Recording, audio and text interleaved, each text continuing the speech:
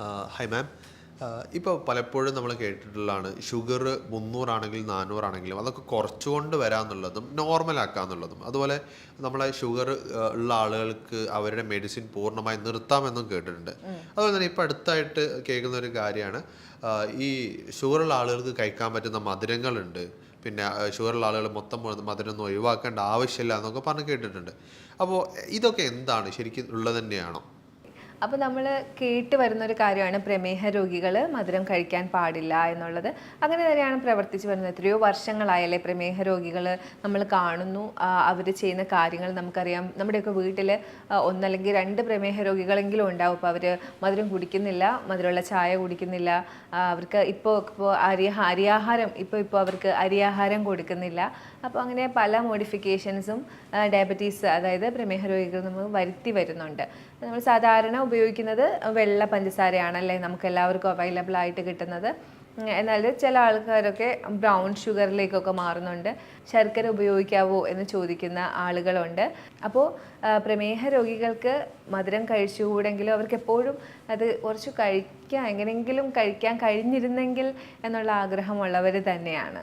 അപ്പോൾ ഇങ്ങനെ മധുരം കഴിക്കാൻ ആഗ്രഹമുള്ള പ്രമേഹ രോഗികൾക്ക് എങ്ങനെയാണ് മധുരം കഴിക്കാൻ പറ്റുന്നത്, എന്തെങ്കിലുമൊക്കെ സ്കോപ്പ് ഉണ്ടോ എന്നൊക്കെയുള്ള കുറച്ച് സ്റ്റഡീസും നമുക്ക് വന്നിട്ടുള്ള കുറച്ച് കേസും ഒക്കെ നമുക്ക് ഡിസ്കസ് ചെയ്യാം. ഞാൻ ഡോക്ടർ ആമിന, QNB ഹെൽത്ത് കെയറിലെ മെഡിക്കൽ ഓഫീസറാണ്.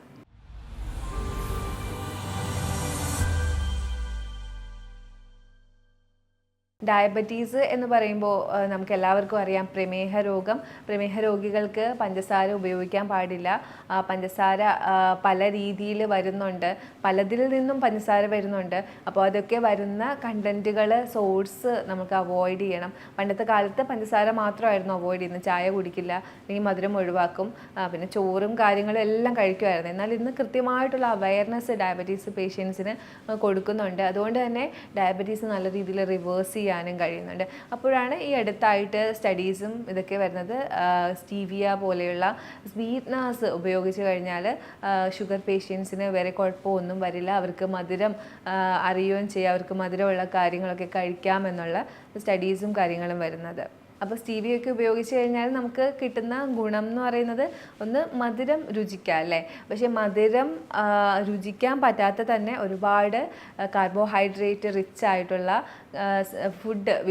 ഭക്ഷണങ്ങൾ നമുക്ക് ലൈഫ് സ്റ്റൈലിൽ ഉൾപ്പെടുത്തുന്നവരാണ് നമ്മുടെ കേരളീയർ. അതായത് കപ്പ പോലെയും അരി പോലെയും ഉള്ള പല രീതിയിലുള്ള കാർബോഹൈഡ്രേറ്റ് റിച്ച് ആയിട്ടുള്ള. അപ്പോൾ ഈ സ്റ്റീവിയ ഒന്ന് റീപ്ലേസ് ചെയ്യുന്നത് കൊണ്ട് നമുക്ക് ഒരുപാട് മാറ്റങ്ങൾ വരുന്നില്ല. എന്നാൽ സ്റ്റീവിയെക്കുറിച്ച് ഞാൻ നിങ്ങൾക്ക് പറഞ്ഞുതരാം, അതെന്താണ്, അതെങ്ങനെയാണ് ഉപയോഗിക്കുന്നത് എന്നൊക്കെ.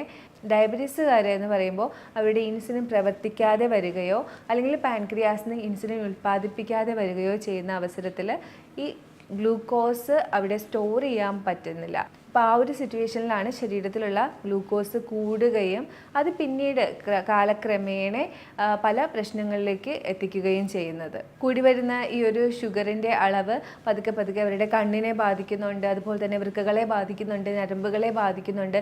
ഇനി മരുന്ന് എടുത്താൽ പോലും ഇത് ബാധിക്കുന്നുണ്ട്. പലരും മരുന്നുകളെയാണ് കുറ്റം പറയുന്നത്. മരുന്നെടുത്ത് എനിക്കിങ്ങനെ വന്നു. പക്ഷെ ഒരിക്കലുമല്ല, മരുന്നുകളെ നമുക്ക് ഒറ്റയ്ക്ക് കുറ്റം പറയാൻ പറ്റില്ല. മരുന്ന് എടുക്കുന്നതിനോട് കൂടി നിങ്ങൾ ചെയ്തു വരുന്ന മിസ്റ്റേക്ക്, അഥവാ നിങ്ങൾ മരുന്നെടുത്തിട്ട് ഞാൻ മരുന്ന് എടുക്കുന്നുണ്ടല്ലോ എന്ന് വിചാരിച്ച് ഒരു കൃത്യതയും ഇല്ലാതെ ഭക്ഷണം കഴിക്കും. കാർബോഹൈഡ്രേറ്റ് കോംപ്ലക്സ് എന്നില്ല, റിഫൈൻഡ് എന്നില്ല, എല്ലാം കഴിക്കും. മധുരമുള്ളത് കഴിക്കും, ചായയിൽ മധുരം ഇട്ട് കഴിക്കും. അങ്ങനെ ഷുഗർ ഒരു കൺട്രോളും ഇല്ലാതെ കൺസ്യൂം ചെയ്തുകൊണ്ട് മരുന്ന് കഴിക്കുന്നവരാണ് മെയിനായിട്ട് ഇത്തരം പ്രശ്നങ്ങൾ എത്രയും വേഗം ഫേസ് ചെയ്യുന്നത്. അത് എന്തുകൊണ്ടെന്ന് വെച്ചാൽ, നമ്മൾ ഓരോ ദിവസവും നമ്മൾ മരുന്ന് കഴിക്കുന്നുണ്ടെങ്കിലും അത് കൺട്രോൾ ചെയ്ത് നിർത്തുന്നതിനൊരു പരിധിയുണ്ട്. അപ്പോൾ ആ ഒരു 2 മണിക്കൂർ കഴിഞ്ഞതിന് ശേഷം വീണ്ടും നമ്മൾ കഴിക്കുന്ന ഫുഡിൽ കൂടുതൽ അന്നജം ഉണ്ടെങ്കിൽ അത് ഉറപ്പായിട്ടും ഗ്ലൂക്കോസായി മാറുകയും ഷുഗർ ഹൈക്ക് ഉണ്ടാവുകയും ചെയ്യും. അങ്ങനെ ഒരു ദിവസം ഒരു 1-2 തവണ ഈ ഷുഗർ ഹൈക്ക് വന്നുകൊണ്ടിരുന്നു കഴിഞ്ഞാൽ എന്താ സംഭവിക്കുക? ഉറപ്പായിട്ടും നമ്മുടെ ശരീരഭാഗങ്ങളിലേക്ക് ഈ ഷുഗർ ചെല്ലുകയും ശരീരഭാഗങ്ങൾ ദ്രവിക്കാൻ തുടങ്ങുകയും ചെയ്യും. അതിന് തുടക്കമായിട്ട് കണ്ണിൽ തിമിരത്തിൻ്റെ പ്രശ്നങ്ങളുണ്ടാവുക, കൈകാല് തരിപ്പും ഉണ്ടാവുക, അതുപോലെ തന്നെ കാലക്രമേണ മൂത്രതടസ്സവും മൂത്രം കൺട്രോൾ ചെയ്യാൻ പറ്റാത്ത അവസ്ഥയും അവസാനം ഡയാലിസിസിൽ വരെ എത്തുന്നുണ്ട്. അപ്പോൾ ഡയബറ്റീസ് ഉള്ളവർ പ്രമേഹ രോഗം വന്നു എന്നുണ്ടെങ്കിൽ ഉറപ്പായിട്ടും നിങ്ങൾ ഇത്തരം കാര്യങ്ങളിൽ എത്താതിരിക്കാനായിട്ട് നല്ല രീതിയിലൊരു ഹെൽത്ത് ഗൈഡൻസ് എടുത്തുകൊണ്ടുള്ള പോർഷൻ കൺട്രോൾ ചെയ്തുകൊണ്ടുള്ളൊരു ഡയറ്റ് തന്നെ നോക്കണം. ഹൈ ഫൈബർ കഴിക്കുക, അതുപോലെ തന്നെ കാർബോഹൈഡ്രേറ്റ് നല്ല രീതിയിൽ കുറയ്ക്കുക. അതിൽ തന്നെ കോംപ്ലക്സ് കാർബോഹൈഡ്രേറ്റ് ആയിട്ടുള്ള ബ്രൗൺ റൈസ്, മില്ലറ്റ്സ്, റാഗി ഒക്കെ റീപ്ലേസ് ചെയ്യുക. ഒരിക്കലും കഴിക്കരുത്, തുടരുത് എന്നൊന്നുമല്ല. ഇടയ്ക്ക് ഞാനൊരു സ്കൂപ്പാണ് എപ്പോഴും റെഫർ ചെയ്യാറുള്ളത്. അപ്പോൾ ഒരു സ്കൂപ്പ് കഴിച്ചത് കൊണ്ട് പ്രശ്നങ്ങളൊന്നുമില്ല. അപ്പം അത് ഇടയ്ക്കൊന്ന് കഴിക്കുകയാണെങ്കിൽ പ്രശ്നമില്ല. ബാക്കിയൊക്കെ ഫൈബറാണ് കൂടുതൽ എടുക്കേണ്ടത്. പ്രോട്ടീൻ എപ്പോഴും ഡയബറ്റീസുകാർ കൂടുതൽ കഴിക്കണം. കാര്യം അവർക്ക് എപ്പോഴും മസിൽ വേസ്റ്റിംഗ് ഉണ്ടാവുന്നുണ്ട്. അപ്പോൾ പ്രോട്ടീൻ റിച്ച് ആയിട്ടുള്ള ഫുഡ് കഴിക്കുന്നത് അത്യാവശ്യമാണ്. അപ്പോൾ മീൻ, കുറച്ച് ചിക്കൻ, ലീൻ മീറ്റുള്ള ചിക്കനൊക്കെ എല്ലാ ദിവസവും ഉൾപ്പെടുത്തി, മുട്ട എവറിഡേ ഉൾപ്പെടുത്തി, ബാക്കിയെല്ലാം നോക്കണം. ബാക്കിയെല്ലാം ക്ലീൻ ആയിട്ടുള്ള ഡയറ്റ് ആയിരിക്കണം ഉൾപ്പെടുത്തിയാണ് നിങ്ങൾ കഴിക്കുന്നതെങ്കിൽ നല്ലൊരു ഹെൽത്തി ആയിട്ടുള്ള ഒരു ഡയറ്റ് ഷുഗർ കൂടാതെ നിങ്ങൾക്ക് മെയിൻറ്റെയിൻ ചെയ്യാൻ പറ്റും. ഇതെല്ലാം ചേർത്ത് കൺട്രോൾ ചെയ്തിട്ടുള്ള ഒരു പോർഷനാണ് നിങ്ങൾ കഴിക്കുന്നതെങ്കിൽ ഉറപ്പായിട്ടും ഡയബറ്റീസിൻ്റെ റിസ്ക്കും അതുപോലെ തന്നെ ഡയബറ്റീസിന് കഴിക്കേണ്ട മരുന്നും ഒന്നും പിന്നെ നിങ്ങൾക്ക് കഴിക്കേണ്ടി വരില്ല. ഡയബറ്റീസുകാർക്ക് ഈ മസിൽ വേസ്റ്റിംഗ് ഉണ്ടാവുന്നത് കൊണ്ട് തന്നെ അവരെപ്പോഴും നല്ലൊരു വർക്കൗട്ട്, അത് ഹൈ ഇൻറ്റൻസിറ്റി ഇൻ്റർവെൽ എക്സസൈസുകൾ തന്നെ ചെയ്യുന്നത് വളരെ അത്യാവശ്യമാണ്. ഒരു 20 മിനിറ്റൊക്കെ വരുന്ന പുഷപ്പ്, ക്രഞ്ചസ്, അങ്ങനെ ബർപ്പീസൊക്കെ വരുന്ന, വാക്കിംഗ്, ചാടുന്നത് ഒക്കെ വരുന്ന ഒരു 20 മിനിറ്റ് വർക്കൗട്ടാണ്. നിങ്ങളത് നോക്കിയാൽ മനസ്സിലാവും. അപ്പോൾ അത്തരത്തിലുള്ള വർക്കൗട്ട് എല്ലാ ദിവസവും ചെയ്യുന്നത് ഹെൽപ്പ് ചെയ്യും. ബ്രിസ്ക് വാക്ക് വളരെ നല്ലതാണ്. നൈറ്റ് ടൈമിലൊക്കെ ഒന്ന് നടന്നിട്ട് ഉറങ്ങുന്നത് നല്ലതാണ്. സ്റ്റെപ്പ് കയറുന്നത് ഡയബറ്റീസുകാർക്ക് വളരെ നല്ലതാണ്. ഡയബറ്റീസുകാർ കഴിക്കേണ്ട ബ്രേക്ക്ഫാസ്റ്റും ഡിന്നറും ഒക്കെ ഞാൻ ഓൾറെഡി ഡിസ്കസ് ചെയ്തിട്ടുള്ളതാണ്. എന്നാലും ഇതിനകത്ത് ഞാൻ ഒന്നുകൂടി പറഞ്ഞതേ ഉള്ളൂ. അപ്പോൾ അതൊക്കെ കൃത്യമായിട്ട് ഫുഡിൻ്റെ കാര്യം പോർഷൻ കൺട്രോൾ ചെയ്ത് കഴിക്കാനായിട്ട് എല്ലാവരും ശ്രദ്ധിക്കണം. ഇനി നമുക്ക് പറയാനുള്ളത് ഷുഗറിൻ്റെ കാര്യമാണ്. അപ്പോൾ ഷുഗർ എടുക്കുന്നത് പ്രശ്നമുണ്ടോ, അപ്പോൾ അങ്ങനെ ഉള്ള ഷുഗറുകൾ ഇപ്പോൾ അവൈലബിൾ ആണ്, അതൊക്കെ എടുക്കാവോ എന്ന് പല പേഷ്യൻസും ചോദിച്ചു വരുന്നുണ്ട്. അപ്പോൾ ഇന്ന് അവൈലബിൾ ആയിട്ടുള്ള കുറേ ഷുഗറിനെ കുറിച്ചൊക്കെ ഞാൻ സ്റ്റഡീസ് നടത്തിയിട്ടുണ്ട്. അപ്പോൾ എപ്പോഴും ഗ്ലൈസീമിക് ഇൻഡെക്സ് എന്ന് പറഞ്ഞാൽ ഷുഗർ ബ്ലഡിലേക്ക് എത്ര സമയത്തിൽ എടുക്കും, അത് എത്ര പെർസെൻറ്റേജ് എടുക്കും എന്നുള്ളൊരു കണക്കാണ് ഗ്ലൈസീമിക് ഇൻഡെക്സ് എന്ന് പറയുന്നത്. അത് ഏറ്റവും കുറവായിട്ട് കാണുന്നത് അഗേവ് സിറപ്പ് എന്ന് പറയുന്ന ഒരു സിറപ്പാണ്. അപ്പോൾ അത് നമുക്ക് വിപണിയിൽ അവൈലബിൾ ആണെന്ന് ഞാൻ നോക്കി. എല്ലാത്തിനും റേറ്റൊക്കെ കുറച്ച് കൂടുതൽ തന്നെയായിരിക്കും. സാധാരണക്കാർക്ക് എപ്പോഴും പഞ്ചസാര തന്നെയായിരിക്കും അഫോർഡ് ചെയ്യാനായിട്ട് എളുപ്പമുള്ളത്. അഗേവ് സിറപ്പിൽ 10 മുതൽ 11% ഗ്ലൈസീമിക് ഇൻഡെക്സ് വരുന്നുള്ളൂ.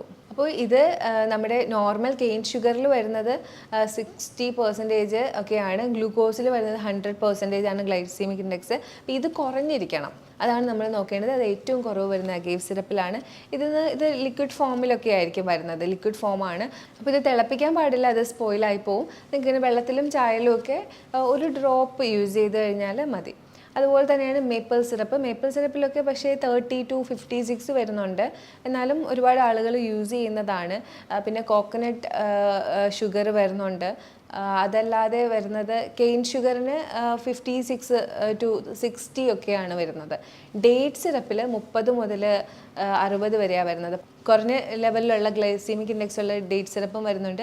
അതൊക്കെ നിങ്ങൾ ലേബലിൽ നോക്കി വേണം എടുക്കാൻ. അപ്പോൾ ഈ പറഞ്ഞ ഷുഗറൊക്കെ ഓൾമോസ്റ്റ് നമ്മുടെ നാച്ചുറൽ ഷുഗറിനും പ്രോസസ്ഡ് ഷുഗറിനും, അതായത് ആഡഡ് ഷുഗറിനും നാച്ചുറൽ ഷുഗറിനും ഇടയിൽ വരുന്ന രീതിയിലുള്ള മധുരങ്ങളാണ് ഈ പറഞ്ഞ മധുരങ്ങളൊക്കെ. അപ്പോൾ ഇത് ഒക്കെ ആഡ് ചെയ്യുന്നത് കൊണ്ട് ഇങ്ങനെയാണ് ഗ്ലൈസീമിക് ഇൻഡെക്സ് വരുന്നത്. ഇനി പറയാനുള്ളത് സ്വീറ്റ്നേഴ്സിനെ കുറിച്ചാണ്. ന്യൂട്രീഷൻ ഒന്നുമില്ലാത്ത സ്വീറ്റ്നസ്, അത് നമുക്ക് ജസ്റ്റ് സ്വീറ്റ് ടേസ്റ്റ് മാത്രമേ ഫീൽ ചെയ്യുള്ളൂ. അതാണ് സ്റ്റീവിയ അല്ലെങ്കിൽ അതുപോലെ വരുന്ന സുക്രലോസ് എന്നൊക്കെ പറഞ്ഞിട്ട് വരുന്ന സ്വീറ്റ്നേഴ്സ്. അപ്പോൾ അതിൽ കൂടുതലായിട്ട് നമ്മൾ കേട്ടിട്ടുള്ളത് സ്റ്റീവിയ ആണ്. അപ്പോൾ ഇത് സാഷറ്റ്സോ ഡ്രോപ്സോ ഒക്കെയാണ് വരുന്നത്. ഇത്തരം ഇത് സ്റ്റീവിയ സാഷറ്റ്സ് ആണ് വരുന്നത്. ഇതും ഈ പറഞ്ഞതുപോലെ 75 ടാബ്സ് വരെ ഉപയോഗിക്കാം ഒരു ദിവസം എന്നാണ് അമേരിക്കൻ സ്റ്റഡീസ് പറയുന്നത്. അതിൽ ഹാഫ് സാഷറ്റ്സ് ഒക്കെ തന്നെ മതിയാവും ഒരാൾക്ക് ഉപയോഗിക്കാനായിട്ട്, മധുരം കിട്ടാനായിട്ട്. എന്നാൽ ഇത് നമുക്ക് പഞ്ചസാര പോലെ പായസത്തിലോ അല്ലെങ്കിൽ സ്വീറ്റ് ഉണ്ടാക്കാനോ ഒന്നും ഉപയോഗിക്കാൻ പറ്റില്ല. ജസ്റ്റ് ലിക്വിഡിലൊക്കെ യൂസ് ചെയ്യാൻ മാത്രമേ പറ്റുള്ളൂ. അപ്പോൾ അമിതമായാൽ അമൃതും വിഷം എന്ന് പറയുന്ന കണക്ക് ഒരു ദിവസം 7ഉം 8ഉം കോഫിയൊക്കെ കുടിക്കാനായിട്ട് ഇതുപോലെ സ്റ്റീവിയ ഒന്നും യൂസ് ചെയ്യാൻ പാടില്ല. ഒരു ചായയൊക്കെ കുടിക്കണം എന്നുണ്ടെങ്കിൽ ഹാഫ് സാഷറ്റ്സ് ഒക്കെ ആണെങ്കിൽ അത് പറഞ്ഞിരിക്കുന്ന ആ ഒരു അളവിൻ്റെ അത്ര എത്തുന്നില്ല. അതുകൊണ്ട് നിങ്ങൾക്ക് കുഴപ്പമൊന്നും ഉണ്ടാവില്ല. അപ്പോൾ സാധാരണക്കാർക്ക് പഞ്ചസാര എന്ന് പറയുമ്പോൾ, ഷുഗർ എന്ന് പറയുമ്പോൾ വെള്ള കളറിലെ ഗ്രാന്യൂൾസ് ആയിട്ടുള്ള ഷുഗറിനെ മാത്രമാണ് പരിചയം. ഈ അടുത്തായിട്ട് ബ്രൗൺ ഷുഗറിനെ പരിചയം ഉണ്ടാവും. അപ്പോൾ ഇത്തരം ഒരുപാട് ഷുഗറും സ്വീറ്റ്നേഴ്സും ഒക്കെ വിപണിയിലുണ്ട്. അപ്പോൾ ഇതിനൊക്കെ ഇങ്ങനത്തെ ഇമ്പാക്റ്റുകളാണുള്ളത്.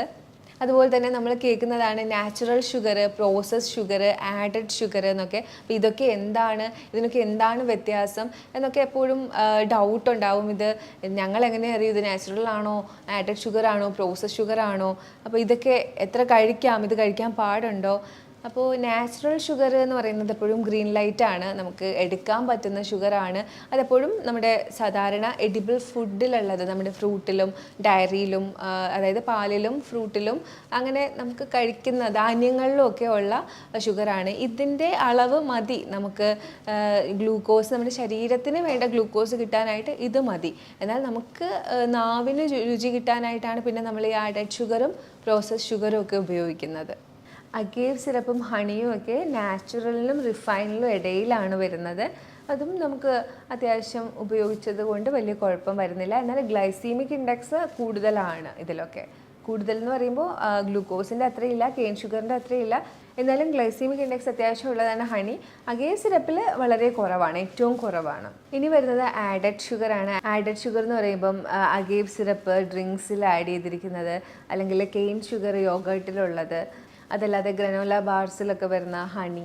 അപ്പോൾ ഇതൊക്കെയാണ് ആഡഡ് ഷുഗർ എന്ന് പറയുന്നത്. ആഡഡ് ഷുഗർ എപ്പോഴും സൂക്ഷിച്ച് വേണം എടുക്കാനായിട്ട്, ലേബലൊക്കെ നോക്കിയതിന് ശേഷം. കാര്യം സ്ത്രീകൾക്കത് 25%, പുരുഷന്മാർക്ക് 37% ഉള്ളിൽ എത്താൻ പാടുള്ളൂ. ഏതൊരു ഇതെടുത്താലും ഇതിനേക്കാളും ഒക്കെ കൂടുതലായിരിക്കും ആഡഡ് ഷുഗർ എഴുതിയിട്ടുള്ളത്. അപ്പോൾ ലേബൽ നോക്കിയതിന് ശേഷം മാത്രം ആഡഡ് ഷുഗർ ഉള്ള ഫുഡ് നിങ്ങൾ ചൂസ് ചെയ്യുക. അടുത്തത് വരുന്നത് റിഫൈൻഡ് പ്രോസസ്ഡ് ആയിട്ടുള്ള ഷുഗറാണ്. ഇത് ഒരു റെഡ് ലൈറ്റ് ആണ്, നമ്മളിത് കഴിക്കാനേ പാടില്ല. അപ്പം അത്ര അത്യാവശ്യമാണ്, ഒരു ഇച്ചിരി കഴിക്കാം, അത്രമാത്രമേ നിങ്ങൾ കഴിക്കാൻ പാടുള്ളൂ. ഇത് വരുന്നത് നമ്മുടെ ജങ്ക് ഫുഡിൽ, പാക്കറ്റ് ഫുഡിലൊക്കെയാണ് ഈ പ്രോസസ്ഡ് റിഫൈൻഡ് ഷുഗർ വരുന്നത്. ഒരു ക്യാൻഡി ബാറിലൊക്കെ 30 ഗ്രാം ആഡഡ് ഷുഗർ ഉണ്ടാവും. അപ്പോൾ നേരത്തെ ഞാൻ പറഞ്ഞായിരുന്നു അത്രയൊന്നും നമ്മുടെ ശരീരത്തിലേക്ക് ചെല്ലാൻ പാടില്ല. അപ്പോൾ ആ ക്യാൻഡി ബാർ തന്നെ ഒരു 5-6 എണ്ണമൊക്കെ കഴിക്കുന്നവർ, സ്ഥിരമായിട്ട് കഴിച്ചുകൊണ്ടിരിക്കുന്നവരാണെങ്കിൽ അവർക്ക് ഉറപ്പായിട്ടും ഒരു ഡിസീസിൻ്റെ അടിമയായിക്കൊണ്ടിരിക്കും. അതുപോലെ തന്നെ പലതരത്തിലുള്ള കാർബണേറ്റഡ് ഡ്രിങ്ക്സ്, അതിനൊക്കെ ഇന്ന് നമ്മുടെ ചുറ്റുപാടുള്ളവർ അടിമകളാണ്. ഒന്ന് ജസ്റ്റ് പുറത്തേക്ക് ഇറങ്ങിയാൽ ഒരു 10 രൂപയുടെ ഒരു കാർബണേറ്റഡ് ഡ്രിങ്ക് കുടിച്ചാൽ തിരിച്ചു കയറാൻ പറ്റുള്ളൂ. ക്ഷീണം അകറ്റാനെന്നാണ് പറയുന്നത്. എന്നാൽ ഇത് ക്ഷീണം അകറ്റാൻ സഹായിക്കുന്നുമില്ല, മനസ്സിനൊരു ഡോപ്പമിൻ റഷ് കൊടുക്കുന്നുണ്ടെന്നേ ഉള്ളൂ. കാര്യം ഇത്തരം ഷുഗർ ഡോപ്പമിൻ കൂട്ടുന്നുണ്ട്. അതുകൊണ്ട് തന്നെ ഇത് അഡിക്ഷനായിട്ട് മാറും. പിന്നെ എപ്പോൾ നമ്മൾ അതിനടുത്തേക്ക് പോയാലും നമുക്ക് അതിനൊന്ന് മേടിച്ച് കുടിക്കാനുള്ള ടെൻഡൻസി വരും. അതുകൊണ്ട് തന്നെ ഇത്തരം ശീലങ്ങൾ മാക്സിമം ഒഴിവാക്കണം. ഇതൊരു റെഡ് ലൈറ്റാണ്, നമ്മൾ ചെയ്യാൻ പാടില്ലാത്ത കാര്യമാണ് ഇത്തരം ഷുഗർ ഉൾപ്പെടുത്തുന്നത്. എപ്പോഴും ഒരു ബാലൻസ്ഡ് ആയിട്ടുള്ള ഡയറ്റ് തന്നെയാണ് എല്ലാവർക്കും എടുക്കുന്നത് നല്ലതായിട്ടുള്ളത്. അതിനകത്ത് പ്രോട്ടീനും ഫാറ്റും ഫൈബറും ഒക്കെ റിച്ച് ആയിട്ടുള്ള ഒരു ഡയറ്റ് ആയിരിക്കണം. എപ്പോഴും അത് ശ്രദ്ധിക്കണം, ഞാനിതൊക്കെ കഴിക്കുന്നുണ്ട് എന്നുള്ളത്. ഹെൽത്തി ആയിട്ടുള്ള ബാലൻസ്ഡ് ആയിട്ടുള്ള ഒരു ഡയറ്റ് തന്നെയാണ് എടുക്കുന്നത് നല്ലത്. അപ്പോൾ ഞാൻ ഈ പറഞ്ഞ കാര്യങ്ങളൊക്കെ നിങ്ങൾക്ക് പ്രാക്ടീസ് ചെയ്യാൻ പറ്റുമെന്ന് വിചാരിക്കുന്നു. അതുപോലെ തന്നെ ഷുഗറിനെ കുറിച്ച് ഞാൻ പറഞ്ഞിരുന്ന ഡീറ്റെയിൽസൊക്കെ നിങ്ങൾക്ക് നന്നായി മനസ്സിലായെന്ന് വിചാരിക്കുന്നു. ഇനി നിങ്ങൾക്ക് എന്തെങ്കിലും ഡൗട്ട്സ് ഇതിനെക്കുറിച്ചുണ്ടെങ്കിൽ ഈ കാണുന്ന നമ്പറിലേക്ക് നിങ്ങൾക്ക് കോൺടാക്ട് ചെയ്യാവുന്നതാണ്. നമുക്ക് ഓൺലൈൻ കൺസൾട്ടേഷനും അവൈലബിൾ ആണ്. Thank you for watching my video. ഇനി ഒരു വീഡിയോയിലേക്ക് കാണുന്നവരേക്കും ബൈ.